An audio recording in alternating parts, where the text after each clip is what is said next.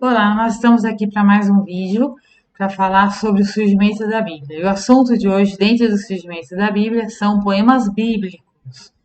Poesia é uma palavra que não existe no vocabulário hebraico, mas é muito presente na vida cotidiana, principalmente no que diz respeito à escrita. A literatura hebraica é repleta de poesia. A poesia é presente na expressão hebraica desde os primórdios. Ela era vastamente usada para preservar a história que era contada de geração em geração. Já comentamos sobre isso, né? E também muito presente nas comemorações e festas realizadas pelo povo judeu. Então, a palavra poesia não tem essa palavra, não existe essa palavra no vocabulário hebraico, mas a poesia é totalmente presente na expressão hebraica, em todos os sentidos, no dia a dia, como eu já expliquei, né? Que as verdades bíblicas elas foram sendo transmitidas de pai para filho, de geração em geração, através de poesias, de contos, de música, né? Que contava as histórias dos judeus, dos hebreus, do começo de todas as coisas. Então, essa tradição foi sendo ensinada, passada para eles, para os judeus, né? De boca em boca, de pai para filho, de geração em geração. Nas festas, nas comemorações, a peregrinação para Jerusalém, como nós vimos com Salmos, né? Se você ainda não viu, tem lá, né, o surgimento da Bíblia falando sobre a contribuição dos Salmos. Eu falo sobre isso lá também. Então, eu queria que você soubesse, mais de um terço do Antigo Testamento é feito em formato de poemas, escrito para serem cantados ou recitados com grandes emoções. Eu comentei isso, né, também lá no nosso vídeo a respeito da contribuição dos salmos.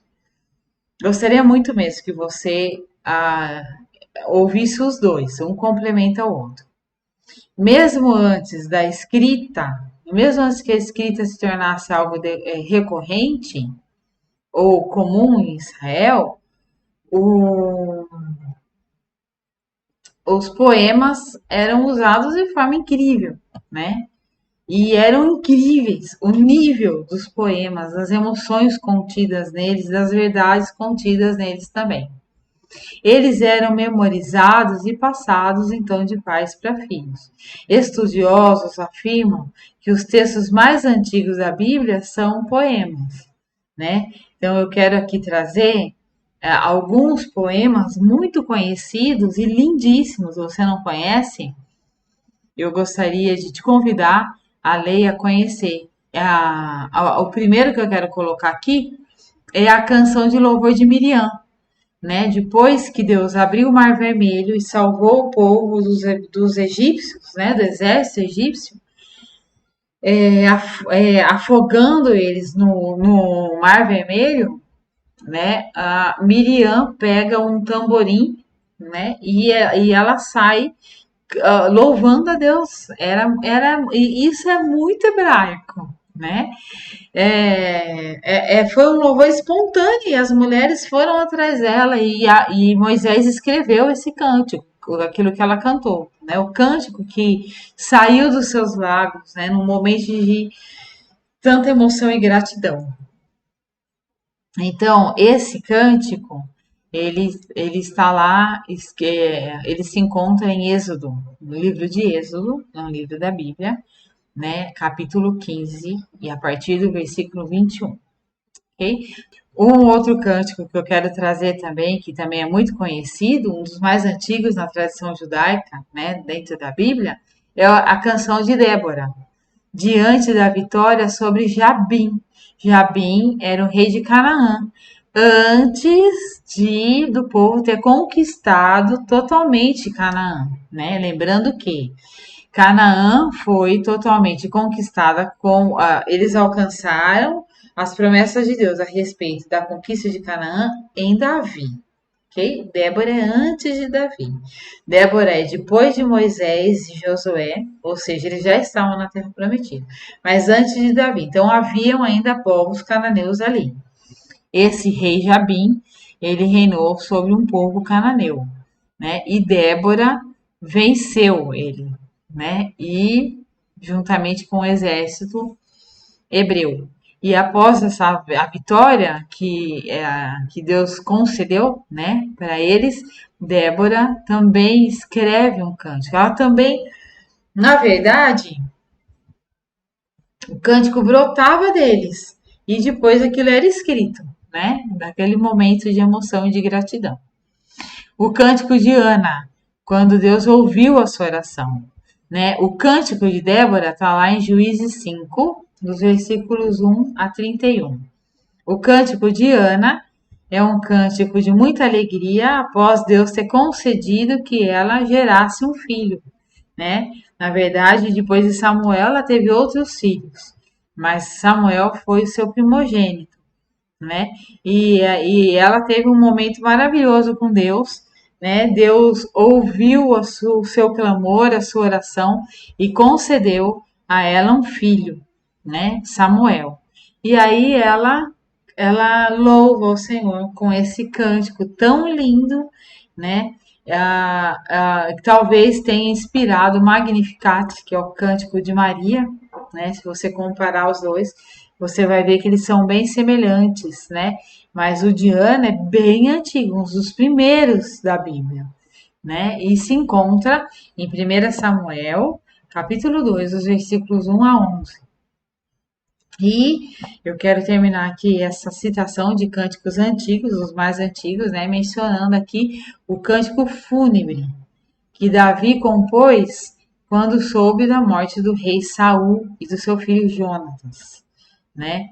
Também é uma expressão muito interessante que relata um fato, né, através de um cântico, né, que é como eu tenho explicado aqui, né? Os cânticos, eles não se alteram as letras, então as informações são preservadas, né? Então o que Davi escreveu, o que Davi cantou, o que Davi expressou através de um cântico a respeito da morte de Saul e de Jonatas está lá em 2 Samuel, capítulo 1, dos versículos de 19 a 27. São cânticos lindos que expressam sentimentos diferentes, né? Sentimentos de vitória, sentimentos de Deus concebeu uma bênção, sentimentos, inclusive, de lamento ou de tristeza pela perda, como foi no caso de Davi. Esses cânticos que se acredita que tenham mais de 3.000 anos, todos esses que eu mencionei, né? Eles têm mais de 3.000 anos de idade. Tem muitas semelhanças com outras poesias compostas no Oriente Médio daquela época, ok? Porque, volto a dizer, era a forma de ensino, era a forma de expressão, né? Eles faziam cânticos ou poemas e essas informações eram então passadas, né, de pai para filho. Existe um bloco de livros do Antigo Testamento denominados Poesia ou Sabedoria, que são poesia do começo ao fim, né? São eles: Salmos, Provérbios, Cantares e Lamentações. Dentro desse bloco, nós ainda temos o livro de Jó, que também é quase todo de poesia, e Eclesiastes, mais ou menos metade de Eclesiastes é em formato de poesia. Dos livros proféticos, a maior parte das mensagens de Deus está na forma de poesia. Então, mencionando o Antigo Testamento, você vai notar que de Gênesis a Malaquias, praticamente cada livro do Antigo Testamento tem no mínimo uma poesia.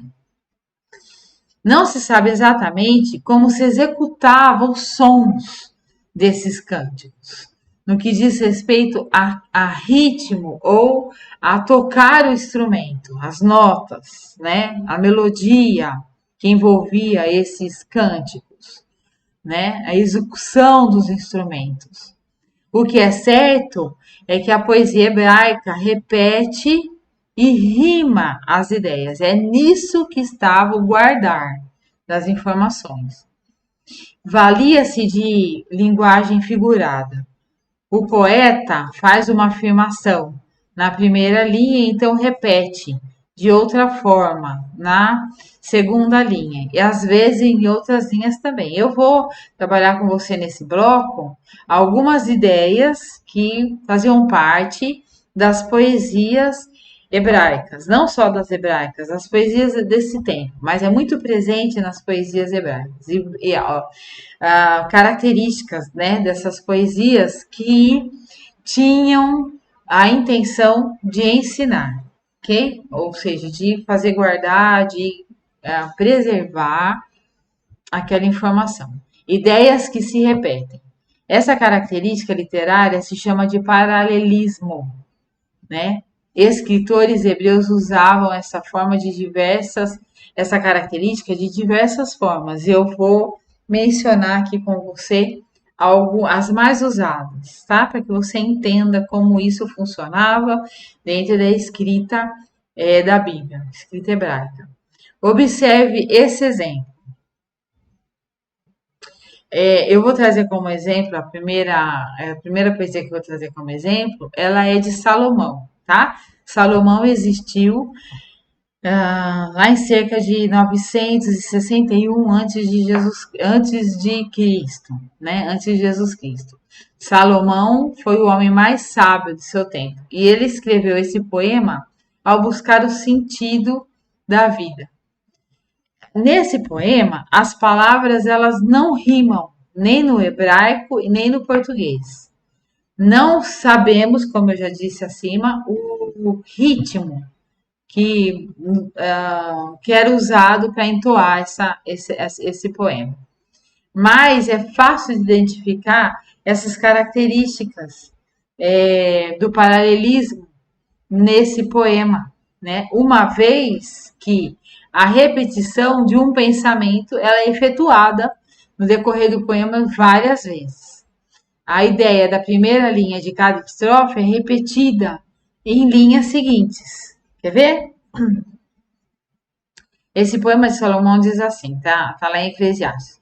Tudo nesse mundo tem o seu tempo. Cada coisa tem a sua ocasião. Há tempo de nascer e tempo de morrer. Tempo de plantar e tempo de arrancar. Tempo de matar e tempo de curar. Tempo de derrubar e tempo de construir. Há tempo de ficar triste e tempo de se alegrar. Tempo de chorar e tempo de dançar. Tempo de espalhar e tempo de ajuntá-las. Tempo de abraçar e tempo de se afastar. Há tempo de procurar e tempo de perder. Tempo de economizar e tempo de desperdiçar. Tempo de rasgar e tempo de remendar. Tempo de ficar calado e tempo de falar. Há tempo de amar e tempo de odiar. Tempo de guerra e tempo de paz. Esse poema, escrito por Salomão, se encontra lá em Eclesiastes 3, versículos de 1 a 8.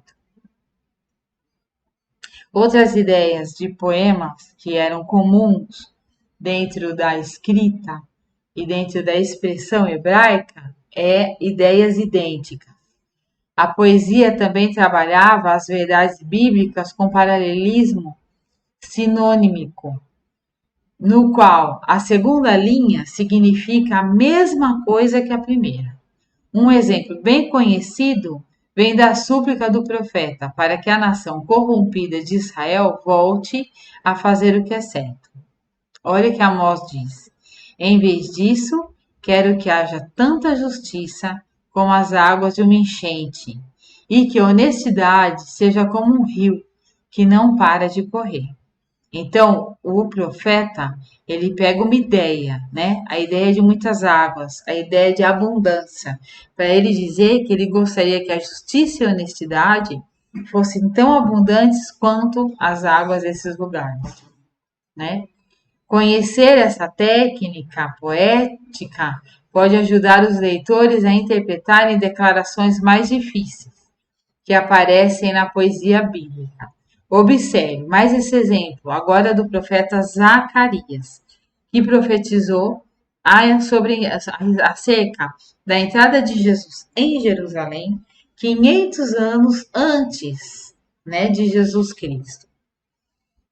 Zacarias diz: ele vem triunfante e vitorioso, mas é humilde e está montado num jumentinho, filho de jumenta, né? Então, tá vendo? A repetição da ideia. Ele está montado, ele é triunfante e vitorioso, mas ele está montado num jumento, num jumentinho, filho de uma jumenta, né? Para que as pessoas guardassem, né? Isso está em Zacarias 9, capítulo 9, né? Versículo 9. Outra ideia, né? Ou outra expressão eram as ideias contrastantes, né? Que era uma outra técnica comum e que os estudiosos chamam de paralelismo antitético. Nessa estrutura, o poeta reforça o que disse na primeira linha, contrastando-a com exatamente o contrário na segunda linha. Olha um exemplo de Salmo. Pois o Senhor dirige e abençoa a vida daqueles que lhe obedecem. Porém, o fim dos maus são a desgraça e a morte. Ou seja, duas ideias que se contrastam, né? Aqueles que obedecem e confiam no Senhor são abençoados, né? E aqueles que são maus e que não vivem na presença do Senhor são desgraçados, né? E o que espera eles é a segunda morte. Não confunda a segunda morte com falta de eternidade, né? A segunda morte quer dizer que aquela pessoa vai para o inferno, né?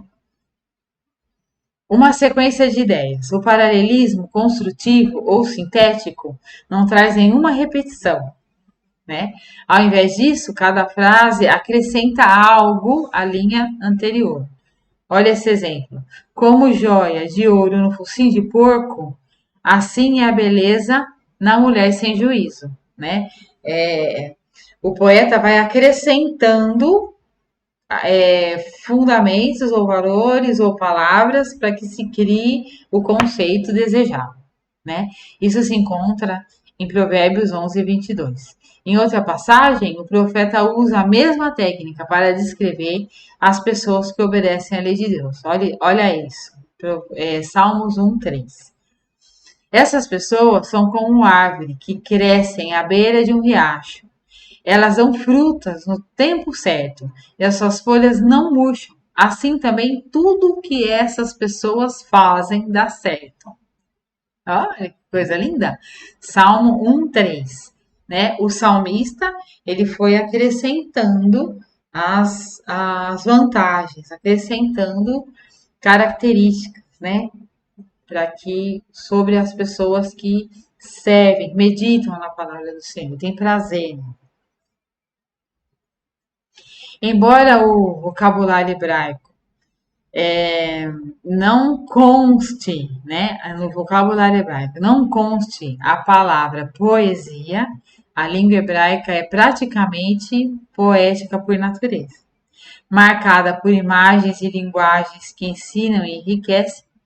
Ela preserva a mensagem que se quer expressar, né? Então, essa é a contribuição da poesia no surgimento da Bíblia, que surge numa expressão cotidiana, né? E que se torna uma mensagem que passa de pais para filhos, antes mesmo da escrita. Eu quero ressaltar aqui, né, mais uma vez, que isso traz essa confiabilidade nos escritos bíblicos. Por quê? Porque essa forma literária, ela não é passível de erro ou de troca de palavras, né? E essas verdades eram ensinadas assim, né? Então, Deus abençoe a sua vida e nós vamos aprendendo, né? Paulatinamente como a Bíblia surgiu. Deus abençoe a sua casa.